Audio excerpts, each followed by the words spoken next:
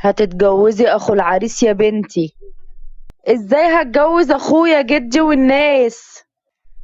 انتي ناسية انهم توأم وشبه بعض، مجرد اختلاف الاسماء واختلافات بسيطة بينهم.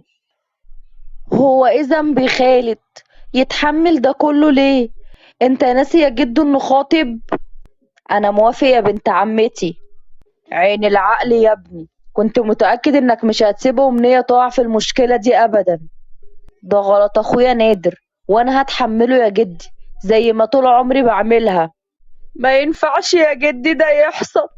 انت ناسي يا خالد خطيبتك، هتقول لها ايه؟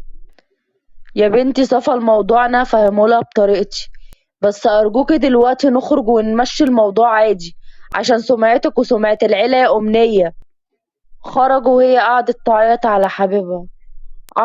على حبيبها اللي سابها يوم فرحها وكسفها قدام الناس، ومش عارفة هتعمل ايه، وهتتجوز اخوه التوأم عشان هيتحمل المسؤولية بداله هو، وهي مش عارفة تتصرف ازاي.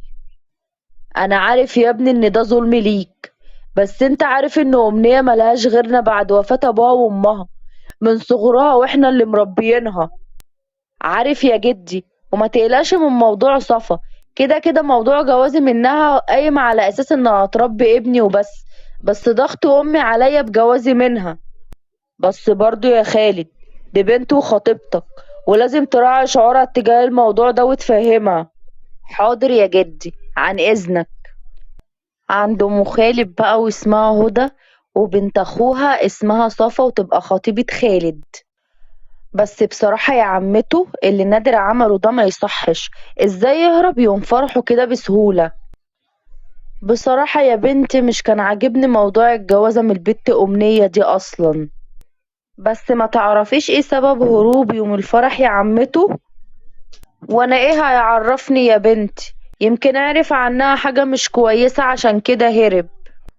بس أمنية مش كده، دي متربية وسطنا، وانا واثق فيها كويس قوي. ابنك هو اللي مش متحمل مسؤولية طول عمره وهرب زي عادته.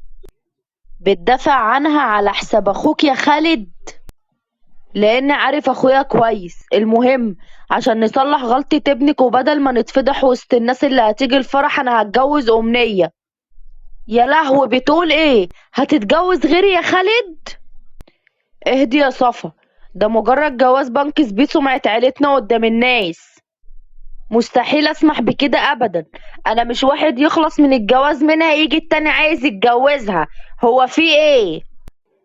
على العموم انا مش باخد رأيكم، انا ببلغكم قرار وبس. وانت يا صفا جوازنا هيتم عادي بس فترة واطلق أمنية لان عارف انها بتحب اخويا وبس. مر الساعات وجه وقت موعد الزفاف وكتب الكتاب بين افراد العيلة بس. قول ورايا يا ابني. لحظة يا عم الشيخ. نادر؟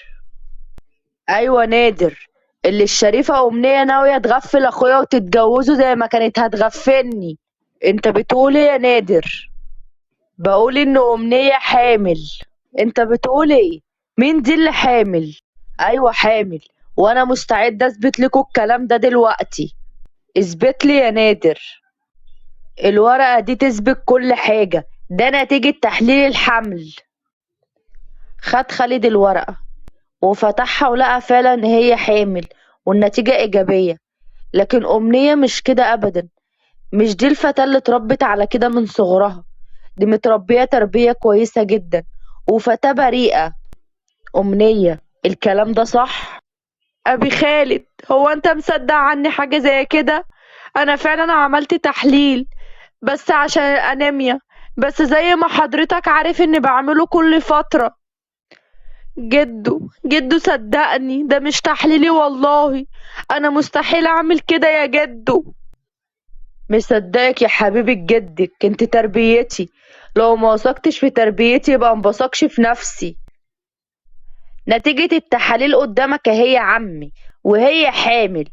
شوف غلطت مع مين وفضحتنا، وكانت ناوية تدبس فضيحتها لحد من ولادي. ايوه صح يا خالد، كنت ناوي تتجوزها وانا خطيبتك وتدبس نفسك ببلوتها. بس مش عايز اسمع صوت لحد عشان نخلص من الموضوع ده. انا هتصل بدكتورة تيجي تشوفها حامل ولا لأ. قعدت تعيط وتعيط بصوت عالي، وجدها يقول لها معلش يا بنتي.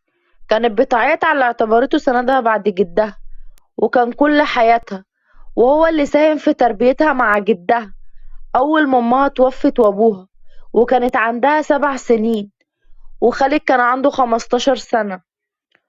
مرت نص ساعة والدكتورة جت، ودخلت الدكتورة كشفت عليها. التحاليل دي غلط، هي ولا حامل ولا حاجة يا جماعة. متشكر جدا يا دكتورة. العفو، ده واجبي. هو أكيد حصل لخبطة بس في التحاليل. عن إذنكم. أكيد دلوقتي اتأكدتوا من براءتي. آسف ليكي يا أمنية. ودلوقتي نقدر نكمل جوازنا عادي. آه ليه؟ وانت متصور ان بعد اللي حصل ده كله ممكن اتجوزك؟ انت شكيت فيا كنت هتخليني اتجوز اخوك غصب. المفروض تراعي احساسي وقتها يا أمنية، وتعرفي ان ده غصب عني. انا اسفة. مستحيل، لو انت اخر واحد في الدنيا مستحيل اعمل لك تاني واتجوزك. ويا ترى بقى هتعملي ايه في الفرح اللي بعد شوية ده؟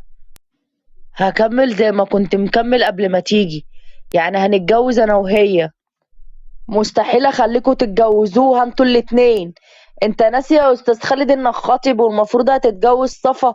وانت يا نادر، دي رافضاك ومش عايزاك هتتجوزها برضو. سيبك منها وانا هجوزك اللي احسن منها.